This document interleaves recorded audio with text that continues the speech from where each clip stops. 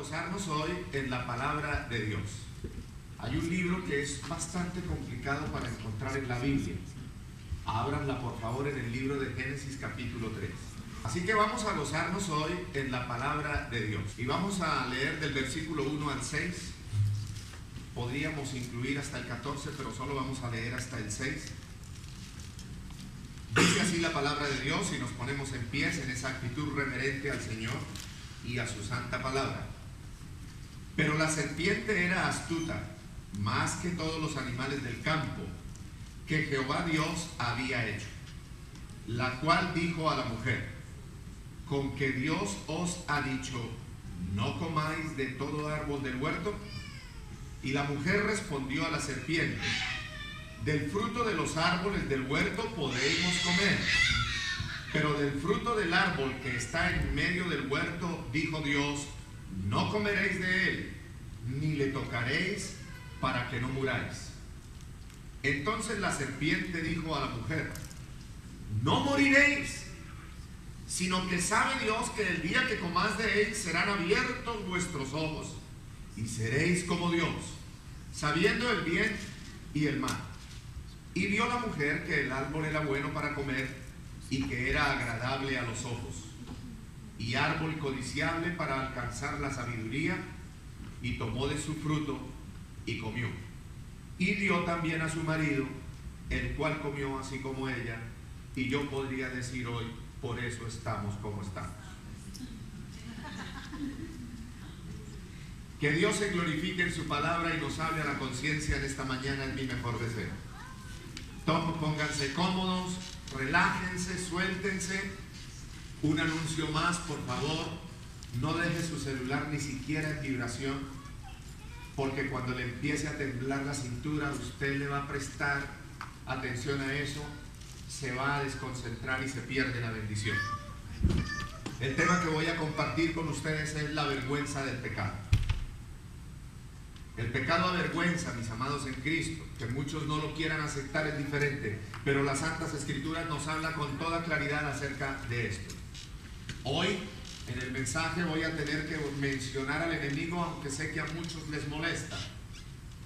Pero a quien más le va a molestar es al mismo diablo, porque él no quiere que se mencionen y que se den a conocer sus estrategias, sus artimañas, sus mentiras, sus engaños, su modus operandi. Sin embargo, debo comenzar diciéndoles que aquí en esta porción de la Escritura, Satanás se acercó a Eva, disfrazado, encubierto, para engañarla con su astucia, con sus mentiras, y aprovechó algo muy especial. Si usted se da cuenta, Eva estaba sola, no estaba acompañada de su marido. Estaba apartada de él por alguna razón. Pero había algo más. Estaba cerca del árbol prohibido. Esto para el diablo eran las condiciones precisas para entablarle una conversación, cautivar su atención, engañarla y llevarla al pecado. Y así ocurrió. Dice que la serpiente hablaba, es decir, Satanás hablaba por la serpiente a Eva y le dijo verdades parciales, o le mencionó verdades incompletas, le dijo cosas contrarias a la palabra de Dios para engañarla. Pero compare lo que dice Dios con lo que dice después Satanás. En Génesis capítulo 2, versículo 17. Sean bereanos, abran sus Biblias. Si no tiene Biblia, ahí le vamos a proyectar los versículos. Génesis 2:17 dice que Dios le dijo a Adán: del árbol de la ciencia del bien y del mal no comerás, porque el día que de él comieres, mire cómo termina diciendo, ciertamente moriréis. No hay evasiva, no habrá excusa, no podrás escapar de eso. El día que pongas en tu boca el fruto de ese árbol, vas a morir espiritualmente. Sufrirán las terribles consecuencias del pecado. Ahora notemos cómo habla la serpiente, o mejor, cómo habla Satanás a través de la serpiente. Génesis capítulo 3, versículos 4 y 5. Entonces la serpiente le dijo a la mujer: no moriréis, dice así su Biblia, sino que sabe Dios que el día que comáis de él serán abiertos vuestros ojos y seréis como Dios, sabiendo el bien y el mal. Aquí está el principio de la nueva era. Por lo tanto, la nueva era no es tan nueva, es más antigua que nosotros mismos. Porque una de las doctrinas o de las prácticas de las falsas enseñanzas de la nueva era es hacerle creer a sus miembros que ellos son como Dios, que no tienen que esperar que mueran para que Cristo los lleve al cielo. Ellos van al cielo cuando quieran y regresan, porque son como Dios. El diablo le dice a Eva a través de la serpiente que si comía de ese fruto podía llegar a tener la capacidad de conocer el bien y de conocer el mal.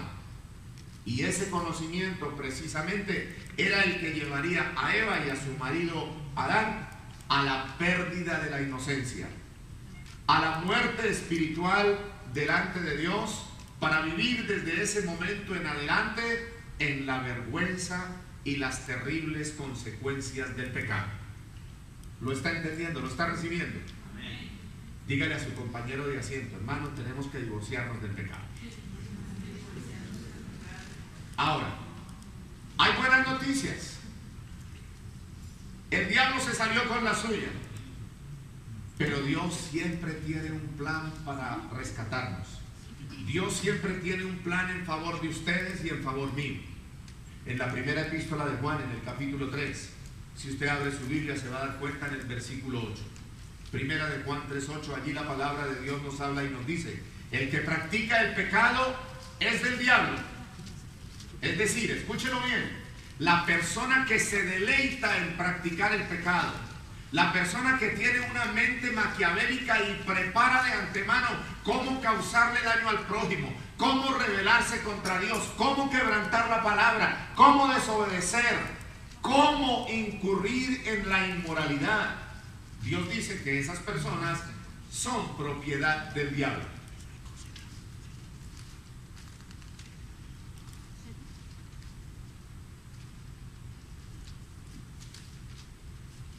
No lo digo yo, lo dice la palabra de Dios. Por eso tenemos la necesidad de estar plenamente seguros y claramente tener la revelación en nuestro corazón de que somos propiedad de Jesucristo y no del diablo. Pero el que practica pecado, dice Dios que es del diablo, porque el diablo peca desde el principio. Él es el promotor del pecado.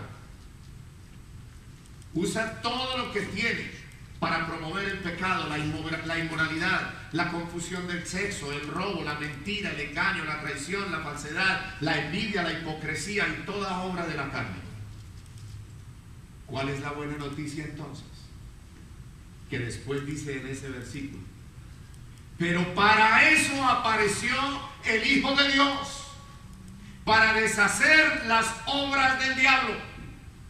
Esto quiere decir, mis amados en Cristo, que aunque nosotros desde la niñez hayamos sido engañados, nos hayan hecho personas idólatras, nos hayan hecho personas portadores de una fe falsa, de una piedad falsa, de una adoración carnal, mundana, diabólica, falsa a nuestro amado Dios, la Escritura dice que para eso apareció el Hijo de Dios, para deshacer esas obras del diablo en nosotros, para traer luz a nuestro espíritu, para iluminar nuestra mente y que en nuestra casa no hayan cuartos oscuros, para desatar las ataduras del diablo, para derribar fortalezas, para derribar las puertas del Hades de frente, de delante de la iglesia, para que dejáramos de ser propiedad del diablo y pasar a ser propiedad de Jesús de Nazaret, el Hijo del Dios Altísimo, y poder disfrutar del perdón de los pecados, de la gracia de Dios y de la vida eterna que Dios nos ha derramado por pura misericordia para gloria de Él y salvación de nuestras almas.